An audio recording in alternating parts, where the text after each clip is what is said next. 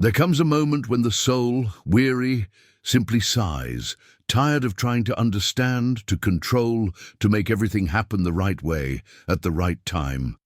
Tired of swimming against the flow of one's own existence, as if life were a river to be conquered, rather than a river carrying us home. Maybe you feel that now, that silent weight of someone striving to keep everything in order while something inside cries out for rest. But what if life was never your enemy? What if what you call chaos is in truth the secret choreography of something much greater, trying to reposition you exactly where you need to be? Alan Watts used to say that the greatest human suffering is born from the attempt to separate oneself from the flow of life, from insisting on rowing when the river is only inviting you to surrender. Life, he said, is like music. You don't rush to the end of a symphony, you dance with every note. Today, I invite you to stop fighting, not in the sense of giving up, but in the sense of trusting. Because life, even when silent, even when it seems to go against you, is always on your side. Take a deep breath. It's time to remember what happens when you stop forcing your way and allow life itself to show you the way home. Chapter 1. The Dance of Surrender. To surrender to life is one of the most courageous acts a human being can perform. It's not about passivity, but about deep spiritual intelligence. The wisdom of one who understands that there is an invisible order moving everything, even when the eyes cannot see. Alan Watts said, "To float is to trust the river," and that trust doesn't come from rational understanding, but from a silent intimacy with mystery. When we resist, the body tenses, the mind closes, and the heart becomes a hostage to control. But when we let go, the universe seems to reorganize itself in our favor. People appear, paths open, answers arrive, not through effort, but through alignment. Think of the bamboo in a storm. It does not fight the wind, it bends, and because of that, it remains standing. Surrender is that flexibility of the soul. It teaches us that true power lies not in mastering the flow, but in becoming part of it. Close your eyes for a moment, breathe deeply, feel the air coming and going without control, without effort. That movement is life showing you that everything happens without your interference. Surrender is not abandonment, it is union. It is recognizing that behind uncertainty there is a loving intelligence that knows exactly what it's doing. And when we stop resisting, we begin, for the first time, to dance with life instead of fighting against it. Chapter 2. When the universe says, wait. There are moments when everything seems still. You do what you can, give your best, but nothing happens. It's as if the universe has pressed pause on your life, and the silence becomes deafening. But what if that nothing is a kind of wisdom? What if the time of waiting is the exact time of preparation? Alan Watts said, trying to hurry the river is a waste of energy. It flows by itself in its own time. Life knows the right rhythm for every event. There are seeds that need winter before spring, fruits that only ripen under the right sun.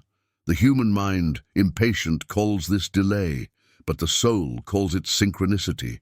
Quantum physics reminds us that the observer influences the field. When we look at time with despair, we create vibrational resistance. When we look with trust, the flow reorganizes itself. The universe doesn't say no, it says not yet. And in that yet lies the space where you are shaped, strengthened, and prepared to receive what you asked for. Remember, when nothing seems to be happening, something invisible is being born. It is in that silence that life invites you to learn patience, faith, and listening. So instead of asking, why isn't it happening? Try asking, what does life want me to see right now? Pause for reflection, encouragement to comment. Share in the comments a moment when an apparent no turned into a disguised yes. These stories inspire and remind us that the universe never mistimes anything. Chapter 3. From Pain to Purpose, the Path of Trust. Every pain carries a message. but we can only hear it when we stop fighting against it. While we resist, suffering screams. When we welcome it, it whispers. Pain, as contradictory as it seems, is one of the purest forms of guidance life offers us. Alan Watts used to say, "To try to eliminate pain is to eliminate the wisdom of experience itself." Life, with its profound pedagogy, uses discomfort to reposition us. Just as the cocoon closes in darkness so that the butterfly can be born, often it is in retreat, in silence and in loss that we are rebuilt. How many times has something that seemed like an ending turned out to be a beginning? How many times has what hurt opened space for new meaning? Trust is born when we understand that nothing is against us. Everything is for us. Even chaos has purpose. Even shadow is an invitation to light. Suffering doesn't come to punish, but to awaken. It reveals what needs to be healed, what is ready to be transformed. And when you choose to stop fighting pain and start listening to it, something changes. Fear dissolves, and in its place arises a quiet peace, the certainty that life knows exactly what it's doing. So if you're going through something difficult right now, remember, nothing is wrong. You are being guided, and life, even through pain, continues to work in your favor. Chapter 4. How to Stop Fighting Life in Practice. Surrender is not a concept, it is a daily practice. It is a way of walking through the world with lightness, even when the winds change direction. But how do you do that when fear, control, and anxiety seem to push you toward the opposite of trust? Start with your breath. It is the simplest and most forgotten reminder that life happens through you, not by you. When you inhale, you don't force the air to come in. When you exhale, you don't decide how much should leave. The body already knows. Life knows. Just observe what already flows naturally and notice that control is an illusion.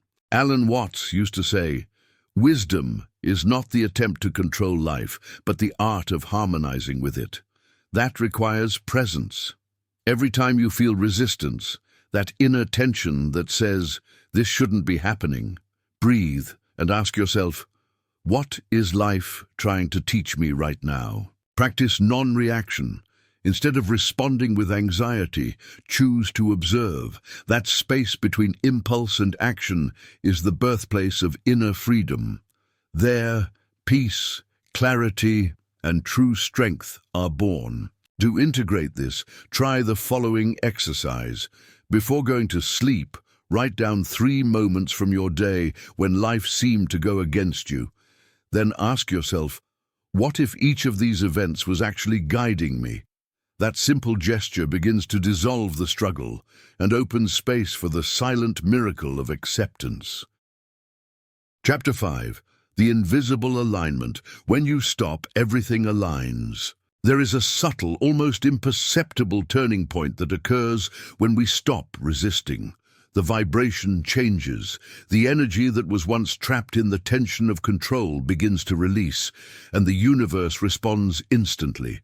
Synchronicities start to reappear, coincidences gain meaning, and you begin to realize that life always knew what it was doing. In the language of quantum physics, we call this coherent collapse, when the observer becomes vibrationally aligned with the desired outcome. In the language of the soul, we call it faith. Not blind faith, but lucid faith. The kind that is born from having been held by life countless times, even after doubting it. When you stop fighting, the universe no longer needs to push you. It begins to guide you gently, like a warm current carrying a leaf. The right people appear, timing falls into place, and the unexpected becomes natural. Everything that once felt hard begins to flow. That is the mystery of surrender. When we stop forcing, everything unfolds with more harmony, because life doesn't want our struggle, it wants our cooperation. And that cooperation begins within, a calm heart, an open mind, a quiet trust in the unseen. The struggle ends when you realize that life isn't against you, but with you. And it is in that moment that alignment reveals itself as the natural state of one who has finally allowed themselves to simply be. Conclusion: when the river carries you home, there comes a moment on the journey when the seeker finally understands. It was never they who guided the path. It was the path that guided them. Everything that seemed like loss was, in truth, liberation. Everything that seemed like a mistake was simply the flow bringing them back to their own center. Alan Watts used to say, "Life is like the sea. You don't need to swim against the waves. You just need to learn to float with them." And that is precisely what it means to trust. Trust is not giving up. It is allowing the loving intelligence of existence to carry you where you need to be, even if your mind doesn't yet understand. Life has always been on your side, even in the pauses, the pain, the waiting, the changes. It has always worked quietly to align you with what you truly are: consciousness, presence, love. So let this message be a reminder. Stop fighting life. Breathe, listen, trust. The river doesn't want to drown you. It wants to carry you home to a state of harmony where doing becomes flowing and effort transforms into gratitude. If this message resonated with you, share in the comments what touched your heart the most. Like this video, subscribe to Inner Sanctuary, and share it with someone who needs to hear life is not against you. It has always been and will always be on your side.